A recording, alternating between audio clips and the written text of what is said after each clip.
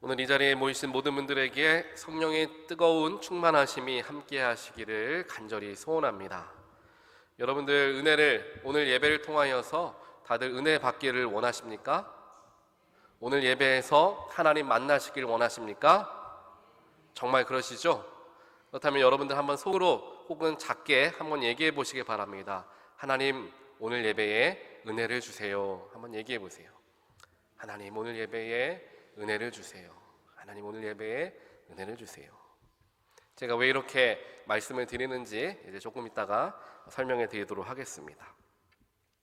오늘은 성령 강림절이죠. 예수님께서 사망의 권세를 이기시고 부활하신 후 승천하시면서 제자들에게 말씀하시기를 너희는 예루살렘을 떠나지 말고 내게서 들은 아버지의 약속을 기다려라. 요한은 물로 세례를 주었으나 너희는 여러 날이 되지 않아 성령으로 세례를 받을 것이다. 예수님께서 제자들에게 말씀하셨습니다. 하나님께서 약속하셨고 예수님께서 보증하셨던 이 성령님은 지금 여러분 마음속에 함께 하시고 또 우리 믿음의 회중 가운데 함께 하심을 믿는 모든 분들 되시기를 주님의 이름으로 간절히 축원드립니다. 지난 토요일과 주일에 이틀에 걸쳐서 유기성 목사님이 인도하시는 영성 집회에 참여하고 돌아오게 됐습니다. 목회자로서 스스로 영성을 지키는 것이 말처럼 쉽지는 않습니다. 예배를 준비해야 하고 예배를 인도해야 하고 말씀을 전해야 하다 보니까 스스로 깨어있지 못하면 준비하는 데 모든 에너지를 소비할 때가 종종 있는 것을 살펴볼 수 있기 때문입니다. 그래서 그렇게 영성을 지키는 것이 쉬운 일이 아닌데 하나님께서 큰 선물을 저에게 허락하여 주셔서 저의 영적인 상태를 새롭게 하는 기회를 주셨습니다. 이틀에 걸쳐서 집회에 참여하는데 찬양을 시작하는 순간부터 제 눈에서 눈물이 얼마나 많이 흐르던지 그때 함께 예배를 드렸던 임요한 전도사님 보기에 좀 부끄러울 정도로 눈물을 많이 흘리게 되었습니다. 그만큼 유 목사님께서 집회를 인도하신다라는 이야기를 제가 목요일인가 알게 됐어요. 그래서 별로 시간이 남지 않았지만 굉장히 마음에 감사함이 있었고요. 집회에 참여해서 하나님 꼭 만나야 되겠다, 은혜를 꼭 체험해야 되겠다라는 간절함이 제 안에 많이 있었던 것 같습니다. 그런 간절함을 가지고 예배에 참여하니까 예배 자리에 앉는 순간부터 마음가짐이 다른 거예요. 찬양을 부르는데 그 찬양이 얼마나 은혜롭고 그 찬양의 가사 속에서 얼마나 하나님께 부끄러운 마음이 제 안에서 생겨났는지 모릅니다. 그렇게 말씀을 듣기 전에 찬양하고 기도하면서 제 마음의 문을 정말 성령님께 활짝 열 수 있었습니다. 그렇게 영적으로 벅찬 마음에 말씀을 듣는데 목사님께서 말씀을 시작하시면서 이런 이야기를 하셨습니다. 성령께서 사람에게 함께 하시면 나타나는 증거가 하나 있는데 그것이 바로 애통함이다 라는 거예요. 성령께서 우리와 함께 하시면 우리의 영혼의 연약한 부분들, 하나님 앞에 부끄러운 죄된 모습들을 조명해 주시기 때문에 애통하는 마음이 주어진다는 겁니다. 성령이 함께 하시면 눈물이 나는 거예요. 성령이 함께 하시면 마음이 아픕니다. 하나님께 죄송한 마음들이 생겨나는 거예요. 제가 오늘 이 말씀을 준비하고 또 오늘 우리 함께 찬양하지 않았습니까? 그 찬양에 성령이여 강림하사 큰 권능 주시고 애통하는 마음 달라라고 가사가 나오는 것을 보고 제가 깜짝 놀랐어요. 제가 이 찬양 가사를 물론 이 찬양을 알고 있었지만 가사를 깊이 들여다보지 못했는데 성령께서 임하시면 애통하는 마음이 주어지는구나, 찬양에서도 이야기하는 것을 보고 제가 굉장히 깜짝 놀랐습니다. 또한 예수님께서도 말씀하시죠. 애통하는 것이 8가지 축복 중에 하나이다 라는 것을 산상수훈을 통하여서 제자들에게 가르치기도 하셨습니다. 애통함을 통하여서 우리는 우리의 온 전 존재를 하나님 앞에 내려놓게 됩니다. 하나님 아버지의 전능하심과 위대하심 아래에 무릎을 꿇고 경배하는 것이 바로 이 애통하는 마음에서부터 시작되어지는 것입니다. 사랑하는 온타를 교회 모든 성도 여러분, 여러분들의 영혼 속에 성령께서 애통하는 마음을 허락하시어서 오늘 예배를 통해 내 속의 모든 연약함을 하나님 앞에 내려놓게 되는 그런 귀한 시간이 되시기를 다시 한번 주님의 이름으로 간절히 축원드립니다. 오늘 특별하게 오순절이라고도 부르는 성령 강림절로 절기를 우리는 기념합니다. 오늘 본문 말씀을 우리가 함께 읽었던 것과 같이 예수님께서 허락하신 명령을 준행하였던 120명의 제자들이 함께 모여 기도하는 가운데 불과 같은 성령의 임재하심을 경험하게 되었던 날, 바로 성령 강림절로 우리는 오늘 주일을 기념합니다. 교회에서는 자주 성도들에게 권면하고 또 기도해 드립니다. 성령 받으십시오. 성령 충만하시길 바랍니다. 이렇게 이야기하죠. 그래서 우리 함께 찬양하기 전에 서로 인사하지 않았습니까? 성령 충만함 받으십시오 인사했잖아요. 성령 충만함을 받는 것이 우리에게 참 중요하다라는 사실, 그리스도인들, 특별히 교회를 열심히 다니고 오랫동안 다니셨던 분들은 다들 잘 알고 계실 것입니다. 그런데 어떻게 해야 우리가 성령을 충만하게 받을 수 있을까? 또 어떤 사람에게 성령이 충만하게 임하게 되는가에 대해서는 막연한 생각을 가지고 있는 경우가 많습니다. 그저 기도 열심히 하면 성령 충만하게 될 거야, 예배 열심히 드리고 주일 성수 잘하면 성령 충만을 받을 거야 라고 생각하기도 합니다. 물론 이것도 완전히 틀린 말은 아닙니다. 하지만 오늘 본문 말씀을 우리가 함께 살펴보면서 어떤 사람들에게 성령이 임하고 또 어떤 사람들에게 성령께서 역사하시는지에 대하여서 구체적으로 한번 알아보는 시간을 갖도록 하겠습니다. 먼저 우리가 함께 읽은 부분은 아니지만 예수님께서 제자들에게 직접 성령을 받는 법에 대하여서 말씀하셨던 사도행전 1장 4절에서는 이렇게 이야기합니다. 예수님께서 제자들에게 말씀하시기를 너희는 예루살렘을 떠나지 말라라고 말씀하십니다. 너희는 예루살렘을 떠나지 말라. 그런데요, 우리가 아는 것처럼 마태복음 28장을 보면 예수님께서 이렇게 또 제자들에게 명령하십니다. 너희는 모든 민족에게 나아가서 그들을 제자 삼아라. 제자들에게 예수님 명령하십니다. 그렇다면 온 민족에게 복음을 전하기 위해서 제자들은 어떻게 해야 됩니까? 온 민족을 향해, 열방을 향해 떠나야 합니다. 예수님께서 이 땅에 계시는 동안은 예수님과 함께하며 복음에 대하여 배우는 모이는 때였다라고 한다면 이제는 흩어지는 때이다, 예수님께서 제자들에게 선포하셨던 것입니다.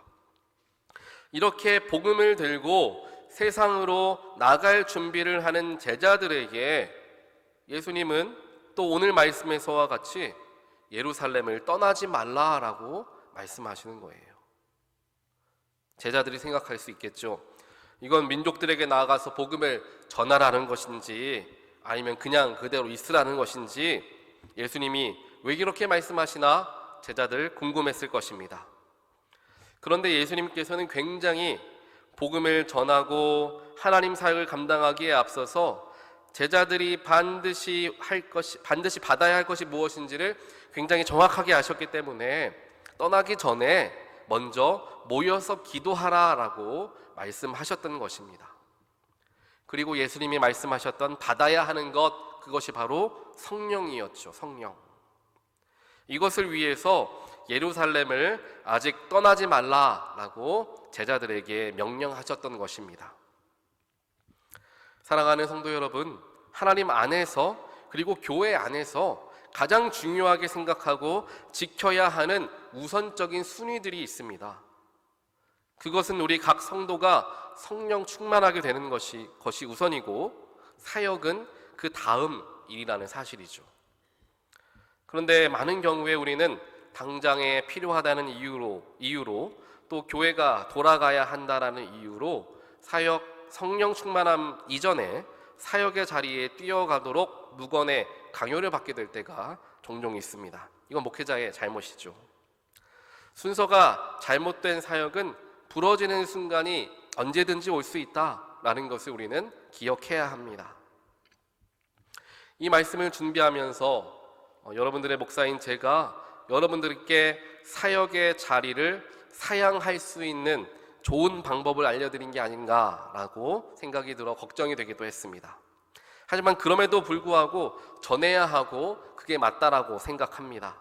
성령 가운데 거하지 못한다면 사역은 우리에게 도움이 되기보다는 짐이 되기 때문입니다. 이런 경우에 사역의 자리에서도 피해가 일어나고 사역을 감당하는 본인에게도 문제가 생기기 마련입니다. 올해 말에도 제가 여러분들을 사역의 자리에 초대할 텐데요. 바빠서요 혹은 해야 할 것이 있어서요 라는 대답은 익스큐즈가 못 된다라는 것을 먼저 말씀을 드립니다. 유일한 익스큐즈는 내 영혼이 먼저 바로 서야 할 것 같습니다 라는 대답이 될 것 같아요. 그 말씀을 하신다면 저희 목회자들이 여러분들의 영성을 위해서 특별관리에 더욱 신경 쓰도록 하겠습니다. 이와 같이 예수님도 마찬가지셨습니다. 그의 제자들이 아무런 대책도 없이 성령도 받지 못한 채 무방비 상태로 세상에 나아가기를 원하시지 않으셨습니다. 사역의 자리에 나아가기 앞서서 너희들이 먼저 해야 할 것이 있다라는 거예요. 그래서 가장 먼저 성령을 받아야 함을 제자들에게 말씀하셨던 것입니다. 그런데 오늘 말씀을 보니까 성령을 받은 사람들에게서 공통적으로 발견되어지는 점이 두 가지가 있습니다. 이 두 가지가 바로 성령을 사모하는 마음, 또한 성령으로 결단하는 마음, 이 두 가지가 공통적으로 발견되어지는 거죠. 사모함과 결단함. 우리는 물론 예수님께서 제자들에게 예루살렘을 떠나지 말고 모여서 기도함으로 성령을 받으라 말씀하신 뒤에 대략적으로 한 10일쯤 뒤에 성령이 임하신 것을 성경을 통해 우리는 알고 있습니다. 왜냐하면 예수님께서 부활하신 뒤에 50일째가 되는 날이 오순절이잖아요. 그때 성령이 강림하셨습니다. 예수님께서 승천하신 날은 부활 후에 40일 후니까 대략 예수님 승천 후에 제자들이 예루살렘의 마가의 다락방에 모여서 열흘 정도 기도하고 있을 때에 성령이 임하였다라고 알 수가 있습니다. 물론 우리들이야 기도를 시작한 지 열흘이라는 시간이 지나면 성령이 임하실 것이다 성경을 통해 알고 있지만 당시 마가의 다락방에 모였던 120명의 문도들은 언제 어떻게 성령이 임하실지 전혀 모른 채 예수님 명령대로 모여서 기도만 하고 있었던 것입니다. 하루 이틀 정도야 그렇다고 치지만 열흘이라는 시간이 흘러가게 되면서 얼마나 더 기도해야 성령이 오시나 조급한 마음이 들었을 수도 있습니다. 하지만 자세히 살펴보면 이미 그들에게는 성령이 임했더라라는 것이라고 생각해 볼 수 있습니다. 그리고 그에 대한 증거가 오늘 본문 말씀에 기록되어 있는 거죠.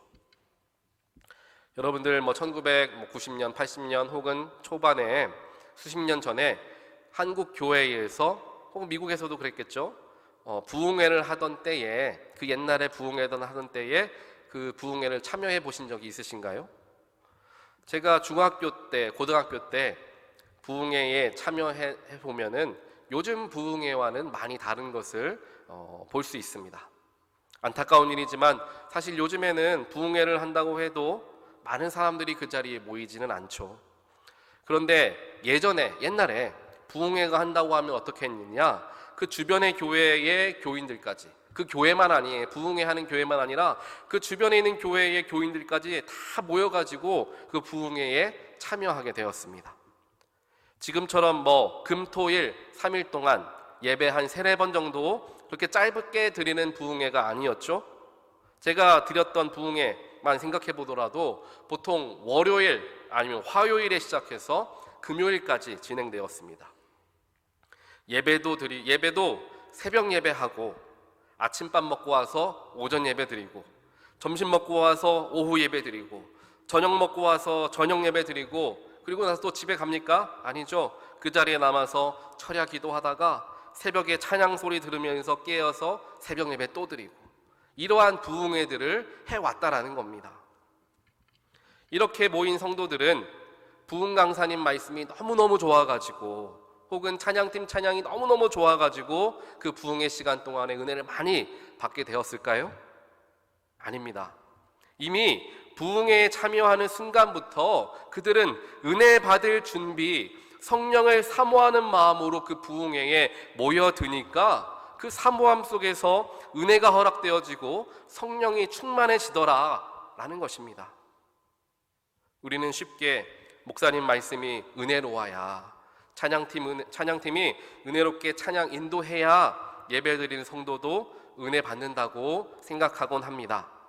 하지만 분명히 말씀드리면 이것은 정말 아닌 것이죠.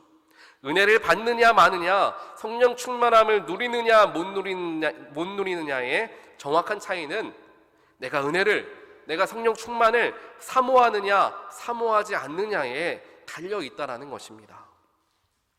그래서 제가 말씀을 시작하기 전에 여러분들에게 물어본 것입니다. 여러분들은 오늘 예배를 통하여 은혜 받길 원하십니까? 성령 충만함 받길 원하십니까? 하나님 만나길 원하십니까? 물어보는 거예요.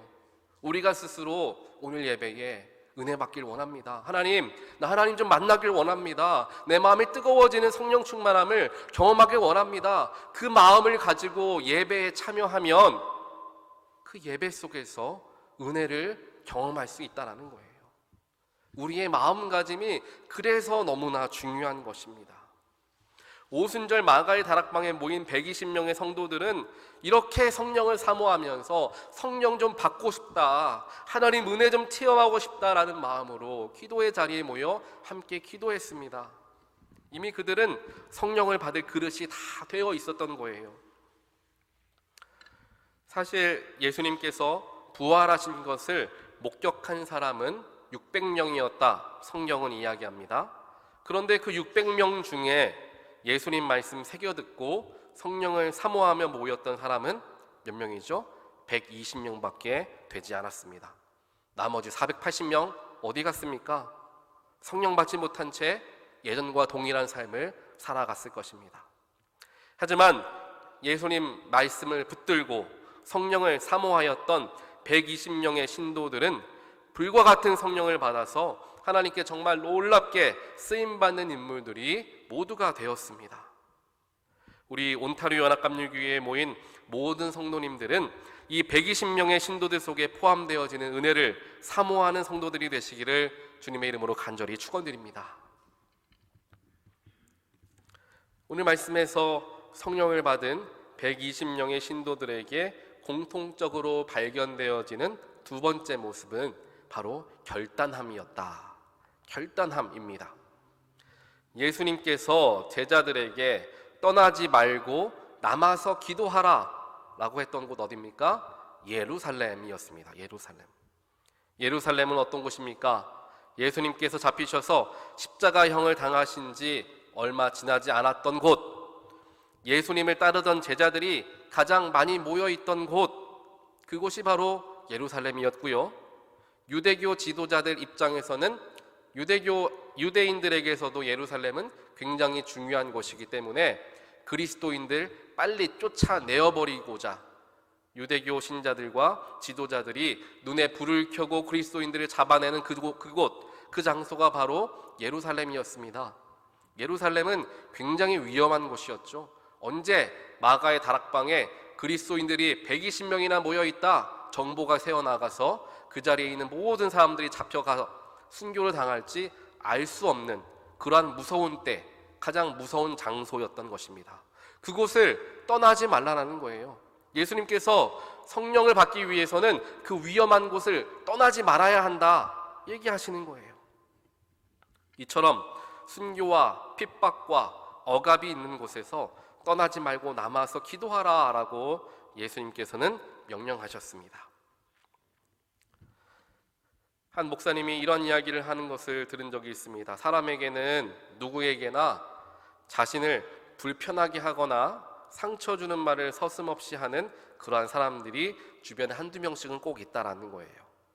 특별히 그런 분들이 주변에도 있는데요, 가족 안에도 있고요, 또 하나님의 믿음의 공동체인 교회 안에도 있다라는 것입니다.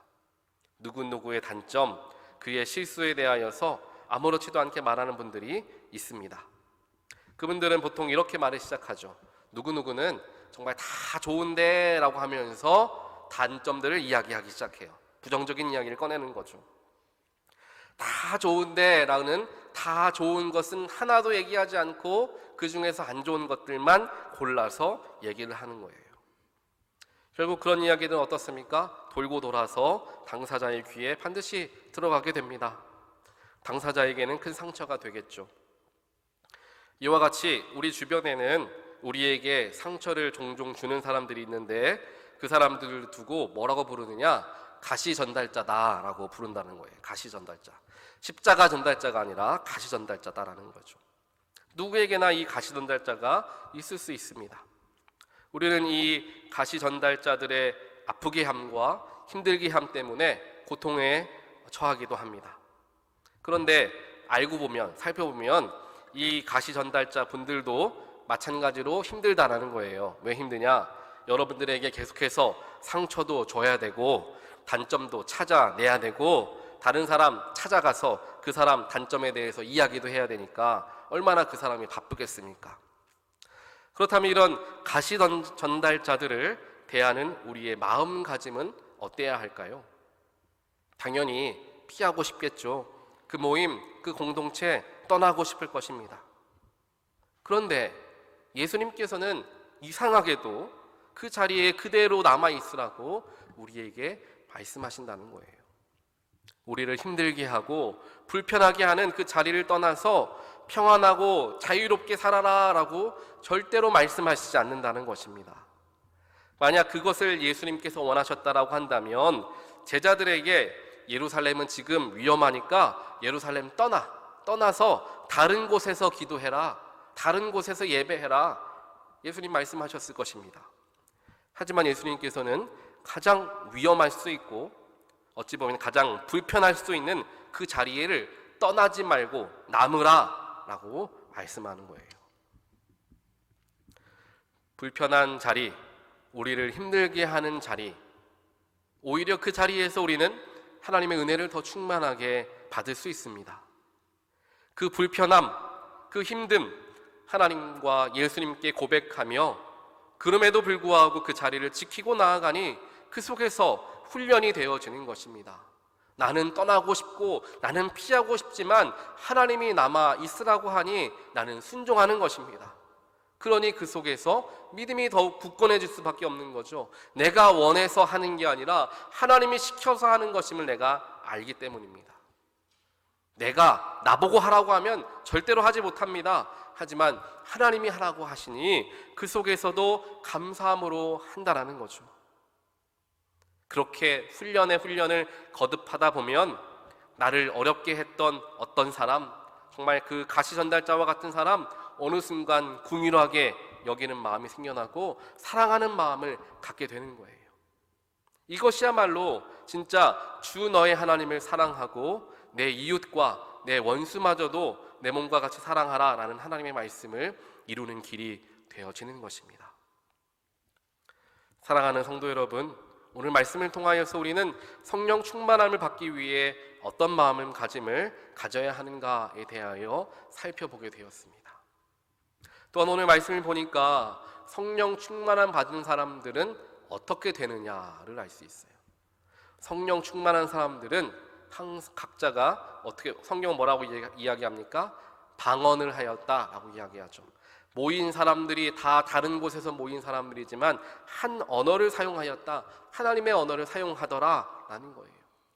온 성도들이 하나가 되어진다라는 것입니다. 성령이 충만하게 되면 각자 다른 곳에서 다른 사고방식과 다른 생각을 가져왔던 성도들이 하나가 되어서 하나님의 언어를 이야기하고 사랑의 언어로 하나님을 찬양하는 일들이 일어나더라라는 것입니다. 서로 더 자주 만나고 서로 더 노력하고 좋은 일들을 하고 좋은 프로그램들을 해야 성도들이 하나가 되는 것이 아니라 성도가 하나 되는 가장 중요한 방법, 가장 확실한 방법은 성령 충만이더라. 성경은 우리에게 분명하게 가르치고 있는 것입니다. 그러기 위해서 우리에게 먼저 있어야 하는 것은 우리 안에 은혜와 성령을 사모하는 간절함입니다. 지금 나에게는 성령을 충만하게 받기 위해 위한 간절함이 있는가? 하나님 은혜 정말 나 오늘 받기를 원하는가? 스스로를 살펴보는 기회가 있어야 합니다. 예배를 참여하면서도, 주일 예배에 앉아 있으면서도 나는 정말 하나님의 은혜를 사모하는가? 나는 정말 예배를 통해 성령님을 만나길 원하는가? 자꾸만 물어보아야 합니다. 만약 우리 가운데 연약함을 발견하게 된다면 우리 스스로가 이야기해야 되죠. 나는 원래 하나님 정말 사랑하는 사람인데, 나는 정말 성령 충만 사모하는 사람인데 내가 세상과 세월 속에서 많이 무뎌졌구나. 주님 더 사랑하길 원합니다. 성령님, 내 마음에 충만하게 임하여 주시옵소서. 하나님께 간절함을 가지고 나아가는 모든 분들 되시기를 주님의 이름으로 간절히 축원드립니다. 그리고 이 성령 충만함과 하나님께서 주시는 은혜는 내 마음에 꼭 맞는 곳, 내가 편안한 곳에서는 결코 경험되어지지 않습니다. 조금은 불편하고 조금은 힘든 점도, 또 시험거리도 있는 그 자리에서 오히려 더 큰 은혜가 우리에게 임하게 된다는 것을 우리 모두가 경험해 보아야 합니다. 그것을 120명의 마가의 다락방의 신도들은 경험하더라라는 것입니다. 그 언제 걸릴지 모르는 불안함 속에서도 예수님 명령 붙잡고 내가 죽으면 죽으리라라는 마음으로 함께 모여 기도하니, 다락방이 사람 집, 마가의 집에 다락방이 커봤자 얼마나 컸겠습니까? 그 작은 공간에 120명이 꼭 빽빽히 앉아서 기도하는데, 그냥 기도하는 것도 아니고 성령 충만함으로 기도하는데 얼마나 동네가 떠들썩하겠습니까? 마치 그리스도인들 여기 다 모여 있으니까 잡아가십시오 라는 것과 마찬가지였을 것입니다. 그럼에도 불구하고 그 불편한 자리, 그 어려운 자리, 죽을 수 있는 위험한 자리에 모여서 함께 기도하니까, 성령을 사모하니까 놀라운 은혜가 임하게 되더라라는 거예요.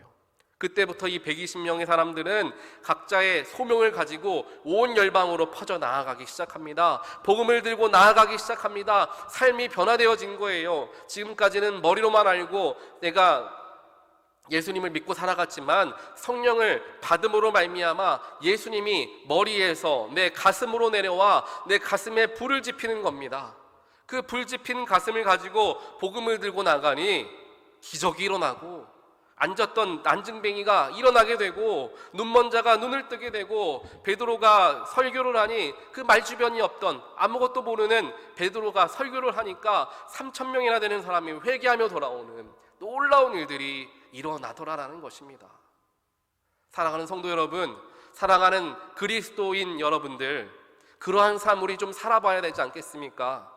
그러한 성령의 은혜를 가지고 삶을 한번 뜨겁게 살아가 봐야 되지 않겠습니까?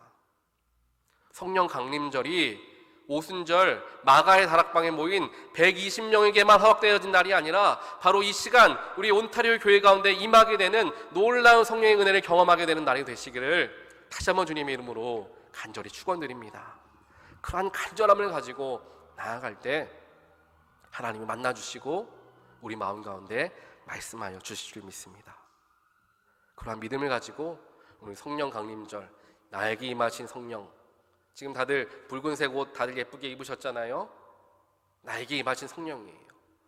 나의 성령, 나에게 주신 성령님, 지금 그 성령님이 나와 함께 있습니다 고백하시기 바랍니다. 그 성령님이 나와 함께 합니다. 그러한 마음으로 오늘 우리에게 오신 성령님을 기쁨으로 맞이하게 되는 우리가 되시기를 다시 한번 주님 이름으로 축원드립니다. 함께 기도하겠습니다. 사랑의 하나님, 감사합니다.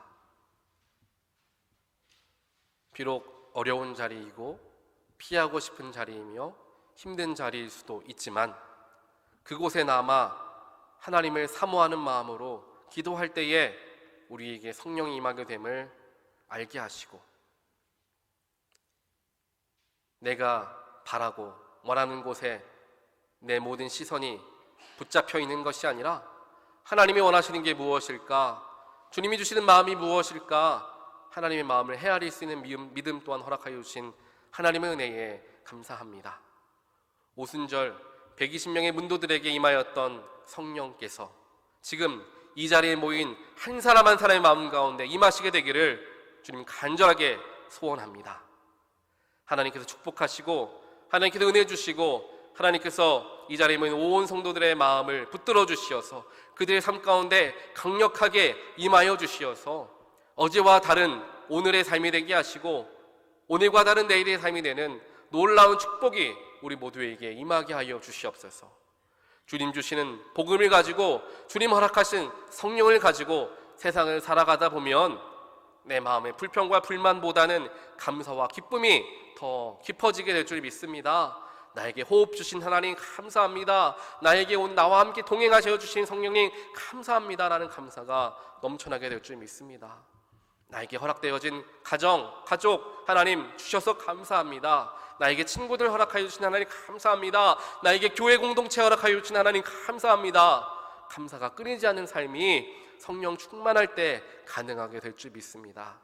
하나님, 우리가 사모함과 결단함을 가지고 주 앞에 나아가오니 오늘 120명의 기도하는 사람들과 같이 우리에게도 동일하게 임하여 주시어 우리의 입술에서 하나님이 기뻐하시는 말들이 나아가는 놀라운 경험과 체험을 하는 우리 모두가 될 수 있도록 주여 역사하여 주시옵소서. 이 모든 말씀 예수 그리스도 이름으로 간절히 기도드리옵나이다. 아멘.